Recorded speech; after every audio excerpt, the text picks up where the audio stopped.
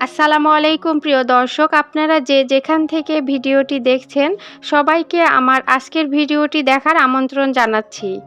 আজকে আপনাদের সাথে শেয়ার করব বাচ্চাদের জন্য খুবই পুষ্টিকর, স্বাস্থ্যকর এবং মজাদার আলাদা তিন ধরনের সাবুদানার রেসিপি, যা থেকে বাচ্চারা ভালো মানের প্রোটিন, কার্বোহাইড্রেট, ক্যালসিয়াম, এনার্জি এবং অন্যান্য ভিটামিন, মিনারেলস ভরপুর মাত্রায় পেয়ে যাবে।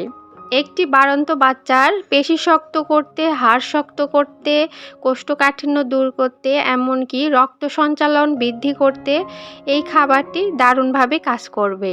তো চলুন কথা না বাড়িয়ে মূল আয়োজনে যাওয়া যাক।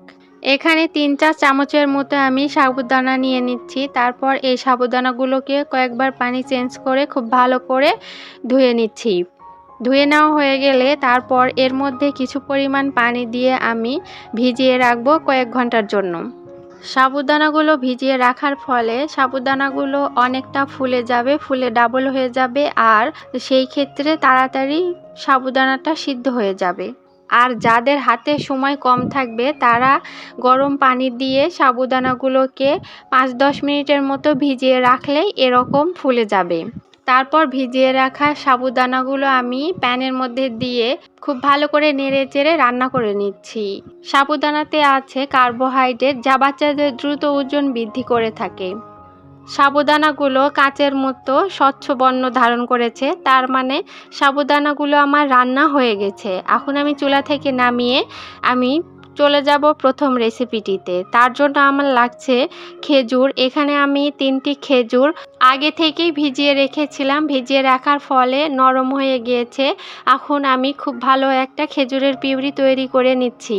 খেজুরের পিউরি খুব ভালো করে তৈরি করে নিয়ে রান্না করে রাখা সাবুদানাগুলো এর মধ্যে দিয়ে দিচ্ছি, দিয়ে নেড়েচেড়ে মিশিয়ে নিচ্ছি।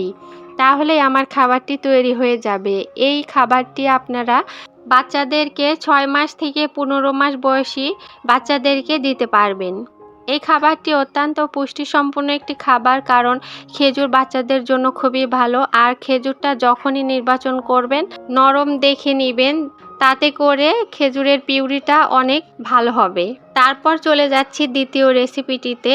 তার জন্য লাগছে আমার এখানে ফর্মুলা মিল্ক 1 চামচ নিয়েছি। তারপর এর মধ্যে গরম পানি দিয়ে আমি ফর্মুলা মিল্কটা খুব ভালো করে তৈরি করে নিচ্ছি। তৈরি করা হয়ে গেলে একটি বাটিতে ঢেলে এর মধ্যে রান্না করা সাবুদানাগুলো দিয়ে মিশিয়ে নিচ্ছি। তাহলে তৈরি হয়ে গেল আমার দ্বিতীয় রেসিপিটি। এইভাবে আপনারা আপনাদের বাচ্চাদেরকে খাইয়ে দেখবেন, আপনার বাচ্চা খুব মজা করে খাবে আর স্বাস্থ্যবানও হবে। এই খাবারটি আপনারা 6 মাস থেকে 15 মাস বয়সী বাচ্চাদেরকে খাওয়াতে পারবেন। 6 মাস বেবিদের খাবার, তাই আমি এর মধ্যে কোনো লবণ ব্যবহার করিনি। এরপর চলে যাচ্ছি আমি তৃতীয় রেসিপিটিতে। এর জন্য আমার লাগছে একটি কলা। পাকা দেখে কলাটা নির্বাচন করবেন, কারণ ছোট বাচ্চারা খাবে বলে কথা। কলাটা যেহেতু বড়, তাই আমি এর অর্ধেকটা নিয়ে নিচ্ছি। এরপর এই অর্ধেক কলাটাকে আমি চামচ দিয়ে খুব ভালো করে ম্যাশ করে নিচ্ছি।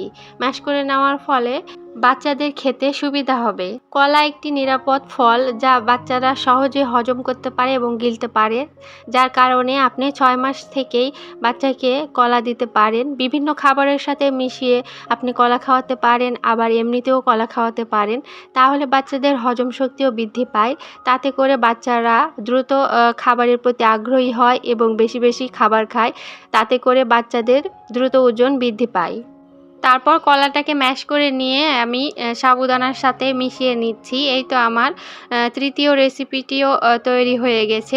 সাবুদানাতে যেহেতু কার্বোহাইড্রেট ছাড়া তেমন কোনো পুষ্টিগুণ নাই, তাই এই কার্বোহাইড্রেট খাবারটিকে পুষ্টিসম্পন্ন করার জন্য কলা, খেজুর এইসব যদি আমরা খাবারটির মধ্যে দিয়ে কয়েকটি খাবারের সমন্বয়ে যদি তৈরি করে বাচ্চাকে খাওয়াতে পারি, তাহলে তারা কিন্তু ভরপুর মাত্রায় পুষ্টি পেয়ে যাবে। আজ এ পর্যন্তই। ভিডিওটি কেমন লেগেছে কমেন্ট করতে ভুলবেন না। আল্লাহ হাফেজ।